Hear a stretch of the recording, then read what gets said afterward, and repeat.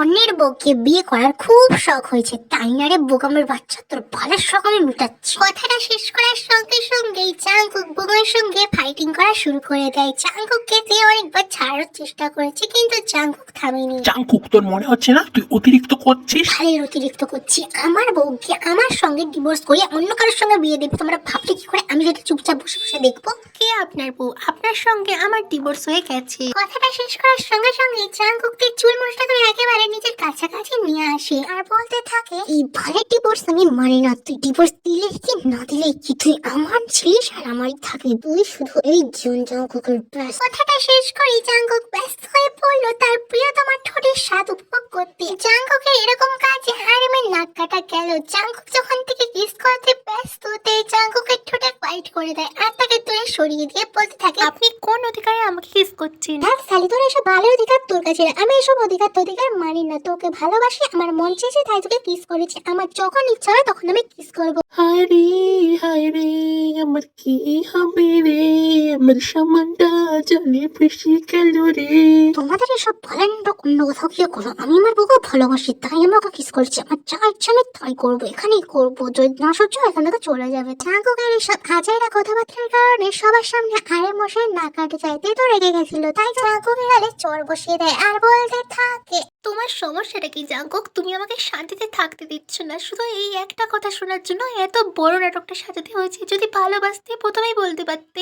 1 minute, কিসের নাটকের কথা বলছিলে তুমি? কিসের আবার? আপনার ঘাটটার আমটাকে সামনে নিয়ে আসা মানলামদের সঙ্গে তো জোর করে বিয়ে দিয়েছি, তে চাইলেই না বলতে পারতো। আমি তাকে রিকোয়েস্ট করেছিলাম যেন সে তোকে বিয়ে করে, সে যেন তোকে সোজা করার চেষ্টা করে, কিন্তু না, তুই তো সুধারি না। বাবা, তুমি হয়তো বলে গেছো তুমি যদি গাছের ডালে ডালে চলো, আমি তাহলে পাতার শিরায় শিরায় চলি। তাই আমার সঙ্গে সব চালাকি চলবে না। আসলে এটাই হচ্ছে মানুষের সব থেকে বড় প্রবলেম, যখন কাছে থাকে তখন মূল্য দেয় না, আর যখন দূরে সরে যায় তখন মূল্যটা বুঝতে পারে। আরে রাখুন তো আপনার এইসব বালের মোটিভেশন ডায়লগ। মানলাম আমার সঙ্গে তিন মিল করানোর জন্য এত বড় প্ল্যান সাজিয়েছো, তাই বলে তের সঙ্গে অন্য একটা ছেলের বিয়ে দিয়ে দিবে? যদি আমি আর একটু দেরি করতাম তাহলে আজকে তের সঙ্গে অন্য কারোর বিয়ে হয়ে যেত। তোমরা ভাবলে কি করে আমি আমার বউয়ের সঙ্গে অন্য একটা লোককে ফুলসজ্জা করে দেখতে পারবো? তোমরা ভাবলে কি করে? এটা আমি মানতেই পারছি না। তে শুধুমাত্র আমার, ডিভোর্স দিলেও আমার, না দিলেও আমার। তে যদি 4 বাচ্চার মা হয় তাও আমার বাচ্চারই মা হবে। তের সঙ্গে অন্য কাউকে আমি দু চোখে দেখতে পারবো না। আর তে, তোমাকে তো পানিশমেন্ট তো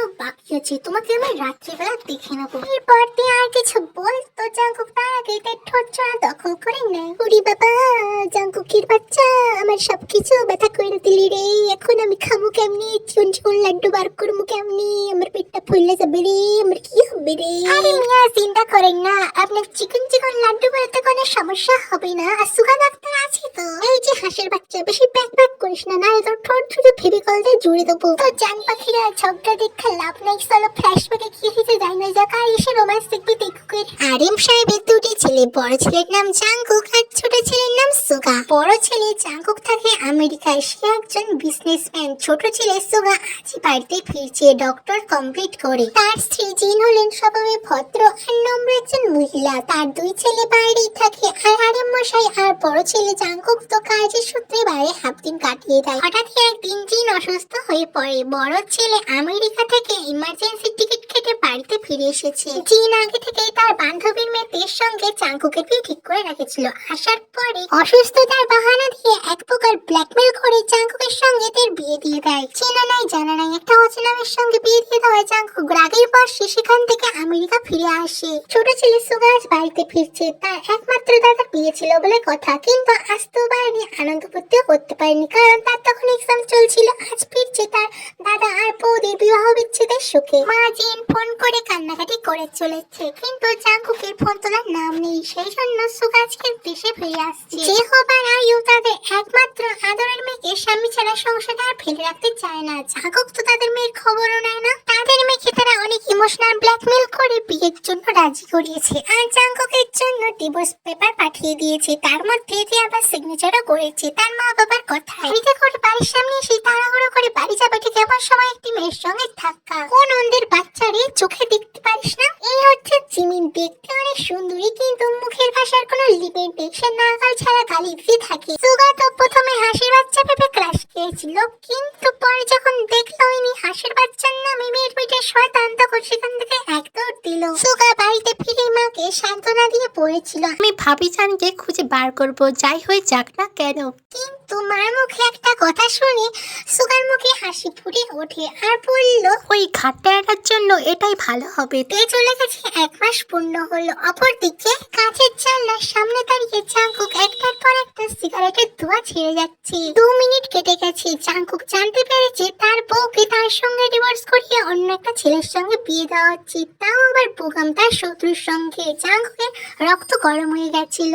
জাংকুক নিজের হাতের সামনে থাকা ফুলদানিটাতে খুশি মেরেছে, যার কারণে কাঁচের ফুলদানিটি এখন আর অক্ষত নেই। জাংকুকের হাত দিয়ে টপ টপ করে রক্ত পড়ে যাচ্ছে, কিন্তু তার মনে এখন আগুন জ্বলছে। তার স্ত্রীকে কিনা শেষ অবধি তার শত্রুর সঙ্গে বিয়ে দেওয়া হচ্ছে, তাও আবার তাকে না জানিয়ে। জাংকুক ইতিমধ্যে তার ম্যানেজারকে ফোন করেছে। সে জানিয়েছে 2 দিনের মধ্যে টিকিট হয়ে যাবে। জাংকুক বাড়ি ফিরেছে 2 মিনিট হয়েছে, এসেই তার ফ্যামিলির সঙ্গে রাগারাগি শুরু করে দিয়েছে। কিসের ডিভোর্স মা? আমি তো বলিনি একবারও যে আমি তোর সঙ্গে সংসার করব না। তোমরা ভালো করেই জানো আমি কাজের কারণে সেখানে চলে গেছি। আর এই 3 বাচ্চা কি করে আমাকে ছেড়ে যেতে পারলো? মানলাম এই কয় বছরে আমি ওকে একবারও ছুঁইনি, ওর সঙ্গে ভালোভাবে কথা বলিনি, তাই বলে কি আমি ওকে একবারও বলেছিলাম যে আমি ওর সঙ্গে সংসার করবো না? ও পারলো কি করে আমাকে ছেড়ে চলে যেতে? আমি ওকে ছাড়বো না, ওকে হাতের কাছে তো পাই, সবকিছু দেখে নেবো। এখানে তোমাদের কিছু কথা এক্সপ্লেন করে দিই। জাংকুক প্রায় 3 বছর ধরে বাইরে ছিল, দেখে একবারের জন্য বলেনি যে সেটাকে ভালোবাসতো।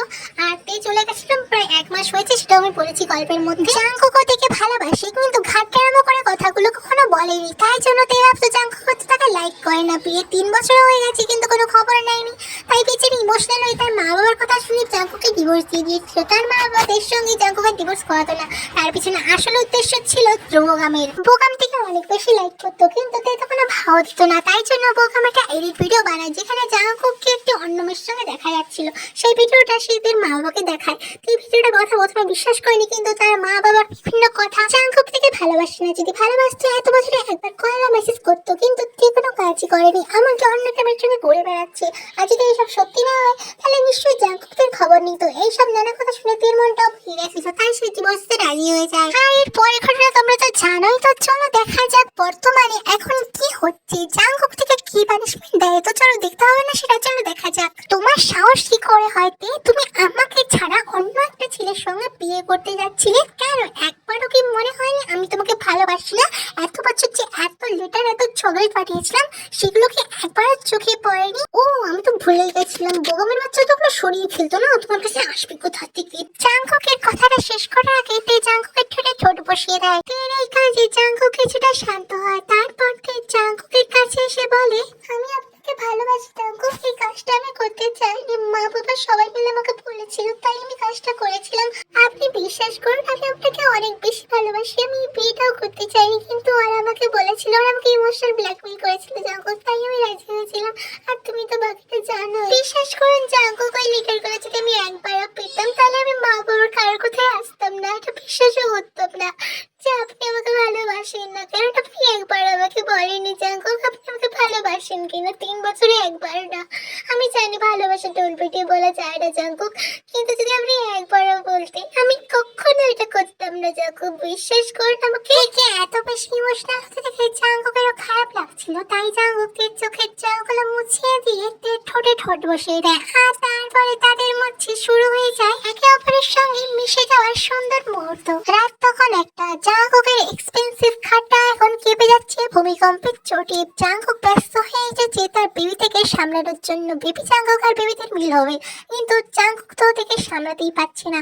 আর তারপর শুরু হয়ে যায় তাদের মধ্যে চিঙ্কালা হই হই গেমের মেন পর্যায়ে। জাংকুক তার তবলা বাজানোর স্পিড বাড়াতে থাকে আর তে তার গানের স্পিড বাড়াতে থাকে। এভাবে রুমটার মধ্যে চলছিল গানের কনসার্ট, কিন্তু এই গানের কনসার্টের শব্দগুলো বাইরে যাচ্ছিল না, কারণ রুমটা ছিল সাউন্ড প্রুফ। তো এইভাবে চলতে থাকলো জাংকুকের তবলা বাজানো আর তের গুনগুন স্বরে গান গাওয়া। ভিজে গেল বিছানার চাদর, বৃষ্টি আর বাদল। জাংকুক আর তের মাঝে চলছে চিঙ্কালা হই গেমের আদর। এইভাবেই পূর্ণতা পেল বেবি জাংকুক আর বেবিদের ভালোবাসা। তো জান পাখিরা লিটল জাংকুকের স্পিড দেখে তো মনে হচ্ছে লিটল মেম্বার খুব তাড়াতাড়ি আসতে চলেছে, কিন্তু সেই অব্দি গল্পটাকে টেনে নিয়ে যাওয়া আমার পক্ষে সম্ভব নয়। সো এদেরকে এদের চিঙ্কালা হয়ে গেম কন্টিনিউ করতে দাও। আর তোমরা তোমরা সেটা এনজয় করো। জানি গল্পটা গোলমালে হয়ে গেছে, আমার মাথারও সেম অবস্থা, সামনে পরীক্ষা, তাই আমার অবস্থাও খারাপ। তাই আশা করি তোমাদের গল্পটা ভালো লেগেছে। ভালো তো লাগতেই পারে, মোটামুটি লাগলে লাইকটা করে দিও। আর এই ধরনের গল্প পেতে সাবস্ক্রাইব করে দিও। এখনকার মতো বাই বাই। তো জান পাখিরা সবাই ভালো থেকো, আর তোমাদের এই আপুকে ভুলে যেও না।